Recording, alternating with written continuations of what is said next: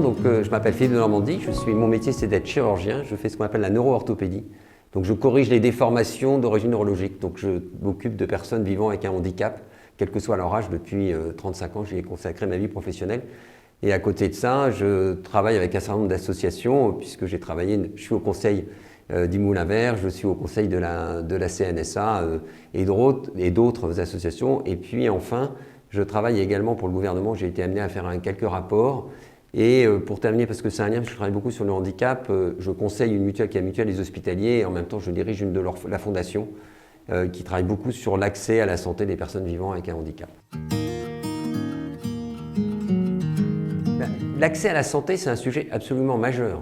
Il y a eu beaucoup d'études qui ont montré qu'aujourd'hui, malheureusement, les personnes vivant avec un handicap ont des difficultés d'accès aux soins, c'est-à-dire plutôt la partie curative, peu accès à la prévention de façon extrêmement limitée. Et puis surtout, le sujet le plus important, c'est de faire en sorte que les personnes puissent avoir le pouvoir de leur santé, puisque l'intérêt de la santé, c'est de pouvoir agir soi-même et de pouvoir bien sûr le faire avec des professionnels de santé, mais d'abord se dire, moi j'ai envie de m'intéresser à ma santé. Il faut bien évidemment qu'on a l'impression d'être écouté par les professionnels. Si on ne vous écoute pas, vous vous dites à quoi ça sert.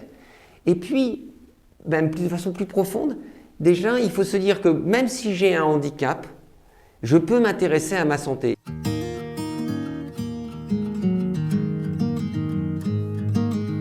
On a besoin d'avoir une société de la bienveillance. Parce que la bienveillance, c'est de se dire que j'essaye avec l'autre de comprendre ce qu'il souhaite, de voir ce qu'il a envie de faire et qu'on décide éventuellement ensemble, mais qu'on construit une décision. Et donc, c'est vraiment un vrai sujet sociétal. Et derrière ça, ça pose un clé, c'est que notre société, elle considère qu'il faut parler comme tout le monde pour pouvoir avoir une place.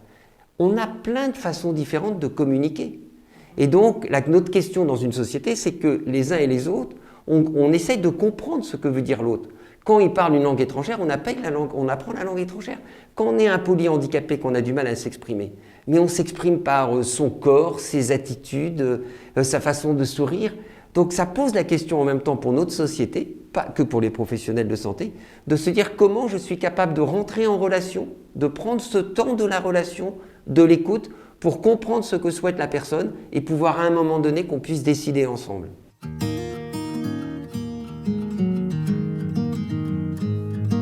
Pour pouvoir accompagner cette réforme de fond, finalement, dans l'ensemble des établissements ou les services médico-sociaux, on voit bien qu'il faut se re-questionner.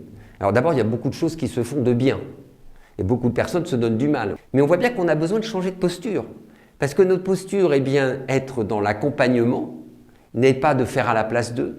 Notre posture, il est dans le temps de l'écoute et de la compréhension de la personne. Un projet de vie, ça se construit vraiment avec la personne. De temps en temps, on a envie de décider à la place d'eux, parce qu'on se dit, mais je pense que c'est bon pour lui. Non, ce qui est important, c'est que lui pense que ce soit bon pour lui. Et donc, ça nécessite de repenser notre posture de l'écoute, la posture du temps, la posture du partage en équipe, et la posture du fait que la personne, c'est vraiment la personne qui est centrale, mais centrale non pas pour faire pour elle, mais pour l'aider à faire ce qu'elle souhaite. Depuis que l'on a les nouveaux systèmes de communication, eh bien, on découvre que les personnes qui ne communiquaient pas, maintenant peuvent communiquer. Et qu'est-ce qu'on découvre? Eh bien, qu'il y a des personnes qui disent « Mais en fait, vous me donnez à manger, vous étiez persuadé que j'aime les pommes. » Mais non, j'ai essayé de vous le faire comprendre. Des exemples, on en a beaucoup dans ce domaine. Donc, faire en sorte que l'on soit toujours persuadé que l'on ne sait pas, nous, ce que souhaite la personne. Nous devons en permanence nous re-questionner, mais qu'est-ce que vous voulez, monsieur ou madame? Qu'est-ce que vous voulez? Et ensemble, nous allons construire une décision. Nous sommes là pour vous accompagner et d'abord vous comprendre. Nous avons un système de santé global qui est un système très centré sur l'organe, peut-être pas assez centré sur la personne et sur cette vision holistique de la personne. Et donc, si on a une vision holistique, ce qui compte, c'est d'abord le choix, ce que souhaite la personne. Nous sommes là pour l'accompagner, pour construire avec elle une décision. Ce qui compte, c'est la parole de la personne. On leur donne les moyens, l'organisation, les technologies pour qu'elles puissent dire si finalement elles sont contentes et pas contentes. C'est le fait que leur parole a compté dans les choix essentiels. Donc oui, mesurer la satisfaction, c'est une exigence. Au-delà d'une obligation, c'est une vraie exigence pour les professionnels que nous sommes. C'est la seule façon qu'on grandisse aussi et que l'on fasse des progrès pour répondre. Tous les professionnels dans le secteur médico-social, ils y viennent pour du sens.